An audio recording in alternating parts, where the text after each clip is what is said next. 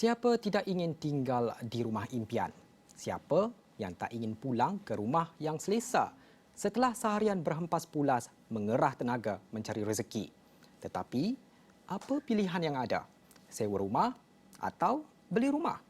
Itu dilema majoriti warga Malaysia, terutamanya yang tinggal di ibu kota atau bandaraya, khususnya di Lembah Kelang. Dan bagi segmen Gempur di Awani 7.45, Firdaus Azil cuba memahami permasalahan ini.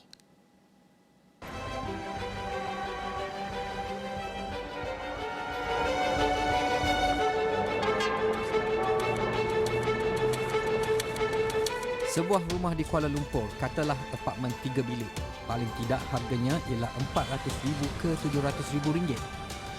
Ambil contoh Ahmad, gaji RM1,458 sebulan, jangka pinjaman 35 tahun, kadar bunga 4%. Jika bayaran muka ialah 10%, maka bulanan yang perlu dibayar ialah RM500 sebulan. Itu pun untuk hartanah bernilai RM21,000. Baik, bagaimana kita ingin mengetahui nilai maksimum yang boleh anda peruntukkan untuk membeli sesebuah rumah? Kebiasaannya kita akan menggunakan DSR ataupun Nisbah Khidmat Hutang yang mana ia merupakan 60% daripada pendapatan anda. Saya mengambil contoh anda berpendapatan RM2,000, maka DSR anda ialah sebanyak RM1,200 untuk sebulan. Dan kita gunakan pula formula 200 yang mana RM1,200 ini kita darabkan dengan 200 bersama dengan RM240,000, maka ini adalah nilai maksimum untuk anda membeli rumah. Baik, jika anda berpendapatan sebanyak RM1,800 sebulan, anda boleh melihat rumah lelong atau sub jualan bernilai RM126,000 dengan bayaran bulanan sebanyak RM630. Dan jika anda berpendapatan sebanyak RM2,000, anda boleh melihat rumah lelong atau sub jualan bernilai RM140,000 dengan bayaran bulanan sebanyak RM700. Baik, kita lihat pula pendapatan anda sebanyak RM3,000. Anda boleh melihat rumah lelong atau sub jualan bernilai RM210,000 dengan bayaran bulanan sebanyak RM1,050. Dan jikalau pendapatan anda RM4,000, maka anda boleh melihat rumah lelong atau sub jualan bernilai RM280,000 dengan bayaran bulanan sebanyak RM1,400. Itu belum lagi dengan kos, wang pendahuluan 10%, duty stamp, yuran guaman, tempat parkir kereta tambahan dan sebagainya. Bila sudah berjaya memiliki rumah idaman, ada pula masalah yang melanda. Dalam pengalaman saya memiliki dalam duduk rumah ni menyewa, lebih kurang dalam daripada 2016 lah sampai 2023 saya menyewa. Dan pengalaman saya menyewa ni bagi saya menyewa ni memudahkan lah sebab kita just bayar rumah saja. Memang benda tu berlaku pada diri saya lah dengan keadaan rumah yang sekarang ni. Yang saya baru beli ni ada banyak defect dan banyak isu lah yang berlaku. Maka ramai yang memilih untuk menyewa. Natasha Gideon, ejen hartanah di Lembah Kelang, melihat permintaan untuk sewa semakin tinggi. Kalau kita memperkatakan specifically di Kuala Lumpur, harga hartanah kian menaik dan peluang untuk bekerja di Kuala Lumpur pun semakin banyak.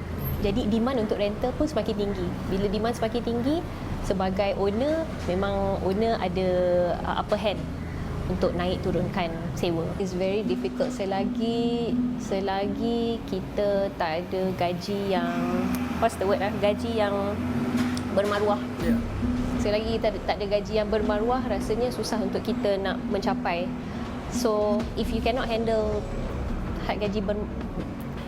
the topic of gaji bermaruah tadi tu, then kita kena lebihkan efforts towards this affordable housing. Bagi peguam hartanah Faizura Ismail, nilai gaji yang tinggi di atas kertas tidak menceritakan realiti sebenar. Macam Daus kata tadi dari segi affordability kan, keupayaan. Sebab sometimes bila you tengok perkataan keupayaan tu pun, you need to dive deep into the word because sometimes you punya upaya is only on paper.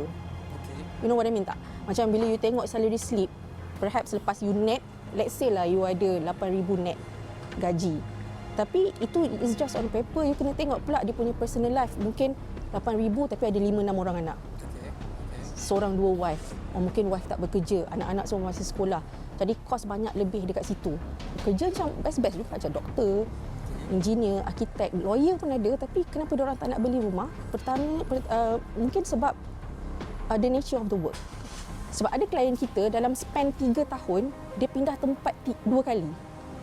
Jadi pada dia, kalau dia nak own sendiri, lepas tu dia terpaksa posting dekat negeri lain, who's going to take care of the house?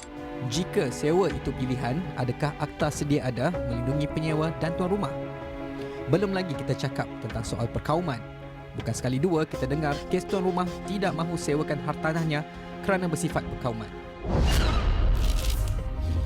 Justru kita harap Undang-Undang Akta Sewaan Kediaman boleh rungkaikan permasalahan yang sekian lama terjadi ini. Kita pegang kata-kata Menteri Perumahan dan Kerajaan Tempatan Ngah Koming bahawa akta itu akan dibentangkan tahun ini juga.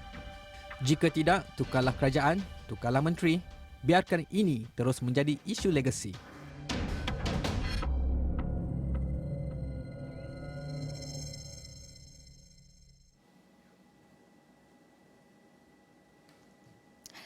Itu dilema yang dihadapi oleh pembeli kediaman hari ini.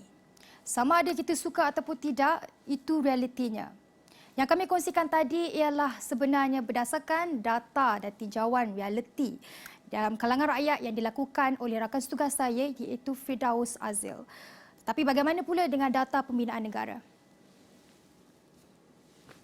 Di sini kita ada sejumlah data ST4 2023 yang berjumlah sebanyak 34.1 bilion ringgit. Saya akan huraikan.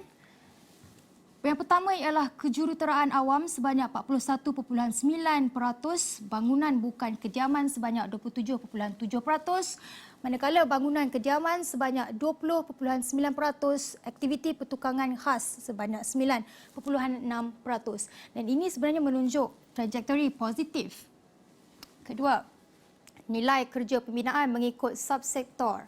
Bangunan kediaman ST4 2023 kita boleh lihat peningkatan sedikit sebanyak 2.3%, manakala bangunan bukan kediaman ST4 2023 menurun ke negatif 1.9%. Slide yang terakhir ialah nilai kerja pembinaan mengikut pemilik projek. Jika kita gabungkan nilai 6.7 bilion ringgit ini dan 0.4 bilion ringgit ini iaitu bangunan kediaman, kita mendapat jumlah sebanyak 7.1 bilion ringgit. Sektor swasta menunjukkan sebanyak 6.7 bilion ringgit, manakala sektor awam sebanyak 0.4 bilion ringgit. Secara keseluruhan, mungkin kerajaan sudah melakukan yang sangat terbaik untuk memberi ruang dan peluang kepada rakyat untuk memiliki sebuah kediaman. Tetapi persoalannya di sini adalah, adakah ia mencapai ke akar umbi rakyat? Kembali ke rakan setugas. Baik, terima kasih rakan setugas kita iaitu Pia Ernadia yang mana segmen Gempun dibawakan oleh Firdaus Azil itu tadi kita imbangkan dengan data yang dibentangkan oleh Pia yang mana berkaitan dengan nilai kerja pembinaan bagi suku keempat tahun 2023 untuk rakyat kita, rakyat Malaysia memahami lebih jelas berkenaan dengan situasi semasa dalam negara, dan itu kita letakkan di sini. Selepas ini lebih banyak lagi berita menyusul.